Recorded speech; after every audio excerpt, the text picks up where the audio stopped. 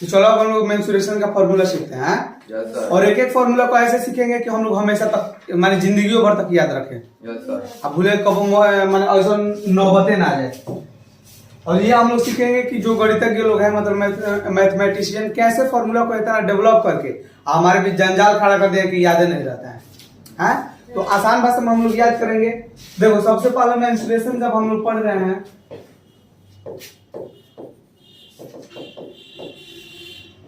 तो देखो मेंसुरेशन का अर्थ क्या होता है? क्षेत्रमिति। क्या होता है? क्षेत्रमिति। देखो क्षेत्र मतलब क्या होता है? कोई एरिया, कोई जगह, और मिति मतलब होता है मापना। तो कोई जब जगह को हम लोग मापेंगे तो करके क्या कहेंगे? क्षेत्रमिति। अब देखो क्षेत्रमिति जब आप लोग निकालिएगा तो इसमें दो तरह के आप लोग को फिगर देखने को मिलेगा, एक 2D का और एक 3D का। 2D में मतलब 2 डायमेंशन इसमें होगा, ठीक है ना? इसमें 3 डायमेंशन होगा, ठीक है? इसको हम लोग जब फिगर से समझेंगे तो अच्छे तरह से ये हम लोग को समझ में आ जाएगा। चलो सबसे पहले ये देख लो कि जो 2D की आकृति रहेगा इसमें हमसे पूछेगा क्या, है ना? तो 2D के क्षेत्र जब रहेगा आकृति तो इसमें पूछा जाएगा आपसे परिमाप। क्या पूछा जाएगा? परिमाप। और इसमें आपसे क्षेत्रफल पूछा जा सकता है, क्षेत्रफल। 3D की जो आकृति होगी इसमें से भी आपको 3 चीज पूछा जा सकता है। एक तो इसमें परिधि पूछा जाएगा, एक परिधि पूछा जाएगा, है ना? दूसरा का इसमें आपको कर्व सरफेस एरिया मतलब वक्र पृष्ठीय क्षेत्रफल, वक्र पृष्ठीय क्षेत्रफल, इसको हम CSA बोलते हैं, ठीक है ना? Curve surface area. इसमें आपसे कुल पृष्ठीय क्षेत्रफल पूछा जाएगा, कुल पृष्ठीय क्षेत्रफल, कुल पृष्ठीय क्षेत्रफल, और इसको टोटल सरफेस एरिया बोलेंगे, ठीक है? तो चलो ये सब चीज को हम लोग अच्छे तरह से सीखते हैं।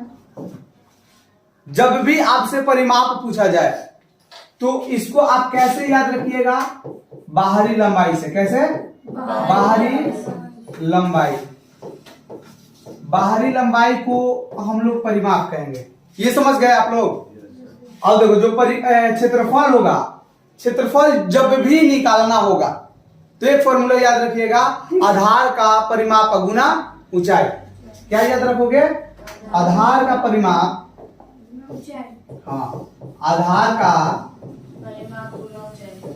परिमाप और गुना ऊंचाई।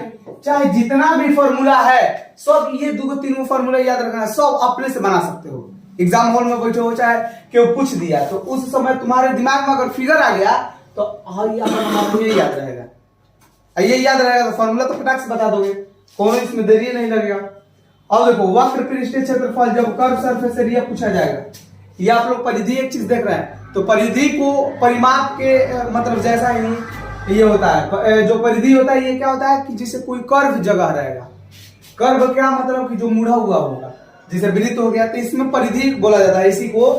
और परिमाप बोला जाता है जिसे कोई स्ट्रेट रहेगा तो सीधा सीधा रहेगा, जैसे ये सीधा है ना लाइन, तो इसके चारों तरफ की लंबाई को हम लोग परिमाप कहेंगे। यही अब इसमें अगर चारों तरफ की लंबाई को मापेंगे तो परिधि कहेंगे, ठीक है ना? कोई दिक्कत? ये सर्कमफरेंस हो जाएगा और ये क्या हो जाएगा बोलो? पेरीमीटर हो जाएगा, परिमाप। कोई दिक्कत? चलो देखो तो परिधि को भी हम वही फॉर्मूला बाहरी लंबाई लिखेंगे, बाहरी लंबाई। कोई दिक्कत? वक्र पृष्ठीय क्षेत्रफल जब निकालना होगा तो देखो यहाँ पर क्षेत्रफल है ना, तो क्षेत्रफल के लिए क्या लिखा है? आधार का परिमाप गुना ऊंचाई।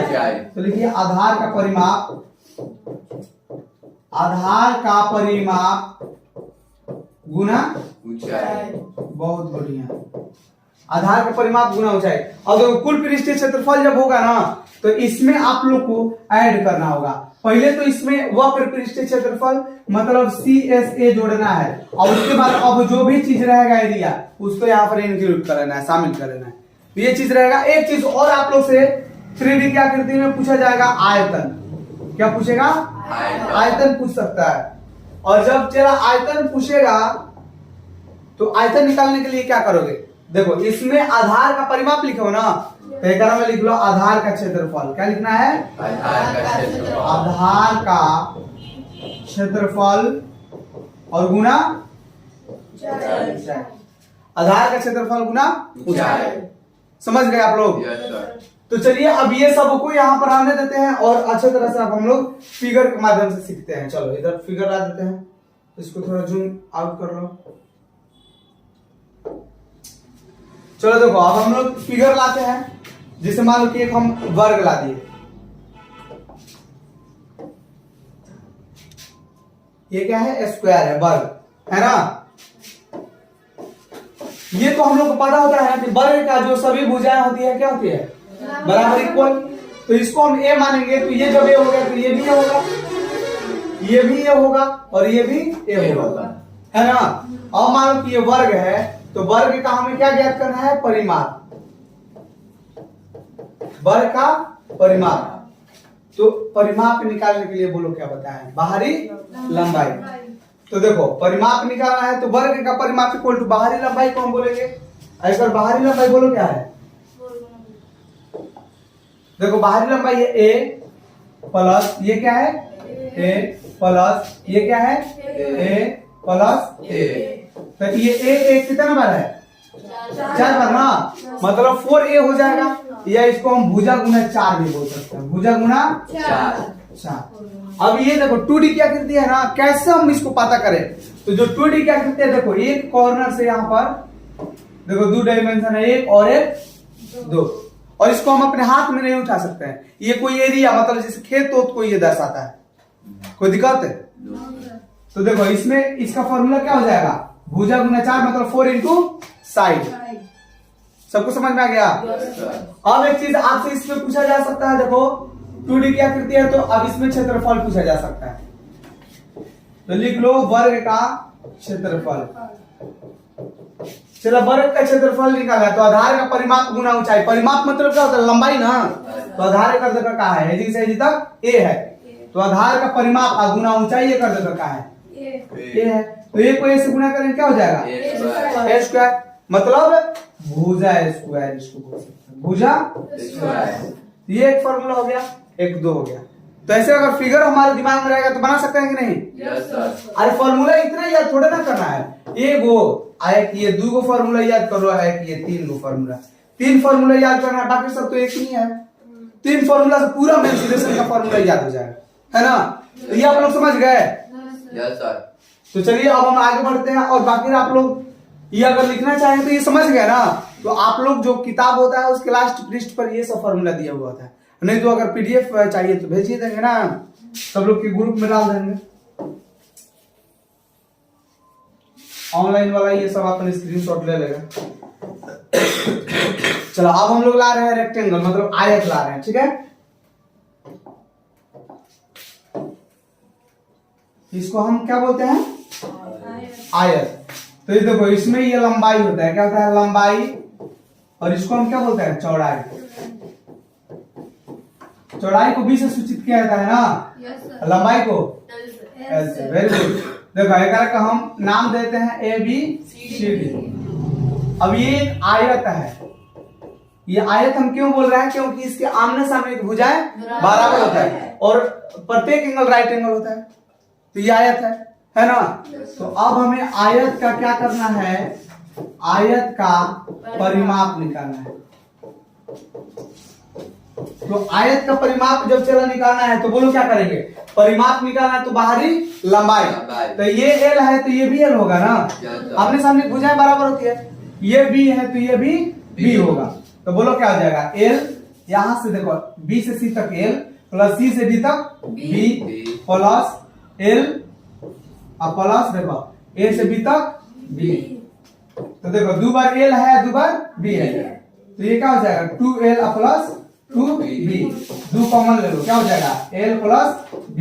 एक का हम लोग कहते हैं 2 इंटू लंबाई प्लस चौड़ाई। ये लंबाई प्लस चौड़ाई समझ में आ जा रहा है ना? सब कोई दिक्कत नहीं। तो ये फॉर्मूला आप लोग याद कर लिए। आयत का अगर परिमाप पूछेगा तो 3 इंटू लंबाई प्लस चौड़ाई, कोई दिक्कत नहीं सर। अब देखो आयत का अब क्या करना है? आयत का क्षेत्रफल निकालना है। चलो बोलो क्या करेंगे, आधार का परिमाप गुना ऊंचाई। आधार का परिमाप क्या है, एल, और गुना ऊंचाई क्या है, बी। इसका फॉर्मूला क्या हो गया, एल इंटू बी, माने लंबाई गुना चौड़ाई, लंबाई गुना चौड़ाई। ये टोटल फॉर्मूला आप लोग को मिल जाएगा, कोई दिक्कत नहीं है, ठीक है ना। अभी आप लोग सीखते चलिए, आयत का क्षेत्रफल क्या हो जाएगा, लंबाई गुना चौड़ाई।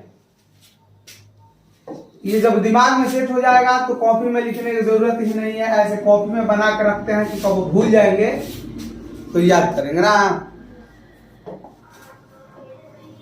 कब कहोगे कुछ भूला कुछ याद रहा।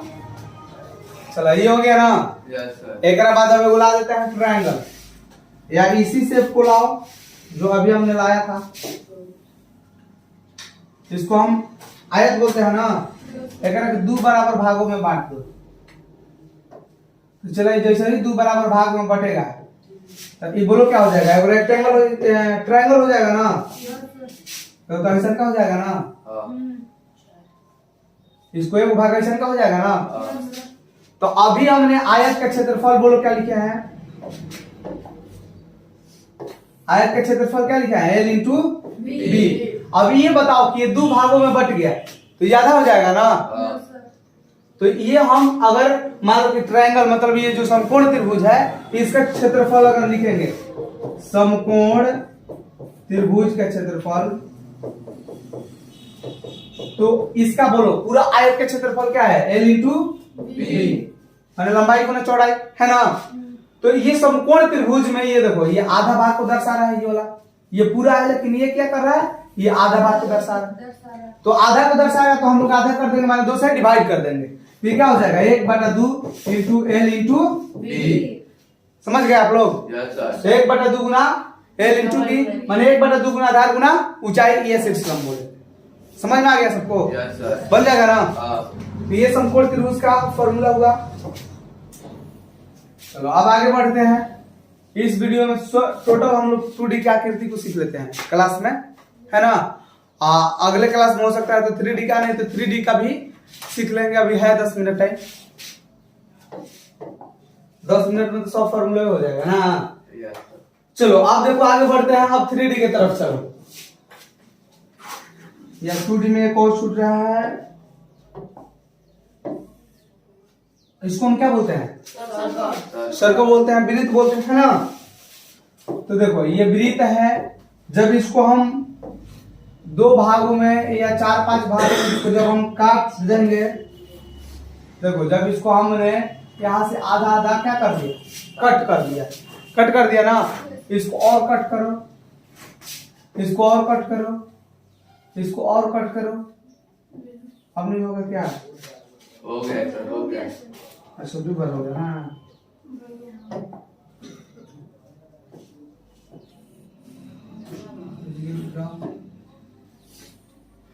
चलो हमने इसको इस प्रकार से कट कर दिया, ठीक है ना। अब इसमें देखो 1 2 3 4 भाग को ऊपर रखो, और बाद 5 6 7 8 यहां तक नीचे रखना है, ठीक है ना। तो देखो इसको जब हम ये एक काट के और ऐसे रखेंगे तो इस प्रकार का बनेगा ना, है। फिर एक ये 7 को ऐसे ही रखो, ये इस प्रकार से बनेगा, कोई दिक्कत। इसको ऐसे रखेंगे, ये इस प्रकार से बनेगा, इसको ऐसे रखो, ये इस प्रकार से बनेगा। इसमें हमने रखा 8 7 6 5 को, फिर ऊपर से हमने 1 2 3 को रखा। तो देखो ये ऐसे करके ये हमने किसको रखा, 1 नंबर को, फिर ऐसे करके 2 नंबर को, ये वाला हो गया। समझ में आ रहा है ना। फिर देखो इसको हमने रखा 3 नंबर को, एक और इसमें रख देते हैं 4 नंबर को। तो ये इस प्रकार का हो गया ना। अब देखो थोड़ा सा इसको सीधा करेंगे तो ये किस प्रकार का बन जाएगा, ऐसा बन जाएगा ना। इसको जब सीधा करेंगे तो अब आप ही लोग बताइए कि जब ये वृत्त है, ये वृत्त है ना, तो इसकी एक कोई बिंदु से, बीच के बिंदु से वृत्त के एक कोई बिंदु तक जाने वाली रेखा को हम लोग क्या कहते हैं, क्या बोलते हैं, रेडियस, त्रिज्या बोलते हैं ना। इसको आर से सूचित करता है। तो देखो यहां से एक बिंदु से ये यहां तक आ रहा है ना, तो ये कौन किसको दर्शा रहा है, इसी को दर्शा रहा है ना, कोई एक को। तो इसको हम क्या बोलेंगे, रेडियस। एक चीज आप लोग याद कीजिए कि वृत्त का परिधि क्या होता है, 2 पाई आर याद है? चलो बहुत बढ़िया है। हम समझे कि भूल गए हो। देखो एजी से एजी तक ले क्या होता है 2 पाई आर। ऐसे 8वां क्लास में तो मेंसुरेशन है, 7वां क्लास में हम लोग थोड़ा सा पढ़ना है, लेकिन 8वें क्लास से मेंसुरेशन बढ़िया से फॉर्मूला के साथ में स्टार्ट हो जाता है ना। तो देखो ये जो है ये टोटल का 2 पाई आर है, तो आधा का क्या होगा? अगर आधा हम कट कर देंगे तो ये क्या हो जाएगा पाई आर, मतलब इसको आधा कर देंगे तो 2 से 2 कट गया ना। तो ये देखो यहाँ से एक थोड़ा सा इसका कलर चेंज कर देते हैं ताकि अच्छी तरह से दिखे। देखो 1 2 3 4 ये जो है ये नीचे है ना 1 2 3 4 ये देखो बात मत करो ये 4 है ना। तो यहाँ से ये देखो ये पाई आर हो जाएगा नीचे, ये यहाँ से नीचे तक और ऊपर हो जाएगा पाई आर। तो पाई आर एगो और पाई आर एगो कब हो गया? पाई आर स्क्वायर स्क्वायर हो जाएगा। 2 हो जाएगा। जब इसको मल्टीप्लाई करेंगे तब ना होगा, इसको हमें जोड़ना है। तो पाई आर प्लस पाई आर कितना होगा? 2 पाई आर ना। तो देखो ये 2 पाई आर हो जाता है, मतलब वृत्त का परिधि जब निकालेंगे तो ये हो जाता है 2 पाई आर। तो ये आधा क्या दर्शाएगा बोलो? पाई आर। तो ये हो जाएगा पाई आर, ये पाई आर हो गया। तो ये जो है यही तो ये है, इसको हमने पाई आर बोला है। और ये जो है यहां से आता है इसको हम आर बोले है ना। अब बताओ कि जब इसका क्षेत्रफल निकालना होगा, इसका जब क्षेत्रफल निकालना होगा तो बताओ क्या करेंगे? आधार का परिमाप गुना ऊंचाई। आधार का परिमाप क्या है? पाई आर, और गुना ऊंचाई क्या है? आर। तो पाई आर को आर से गुना करेंगे तो देखो पाई का तो पाई हो गया, आर है गुना आर है तो क्या हो जाएगा? R square r square. Very good. तो ये क्या चीज का हो गया? पाई आर स्क्वायर वृत्त का क्षेत्रफल बोलो क्या हो गया? पाई आर स्क्वायर। हमने तो आगे ही बोला है कि इसको एक दूसरे से क्या करना होगा? रिलेट करके, और ये फॉर्मूला को हम लोग बना सकते हैं। और ऐसे ही जो मैथमेटिशियन है फॉर्मूला को डेवलप किया है, तो आप लोग याद रखेंगे इसको। आगे बढ़े ना।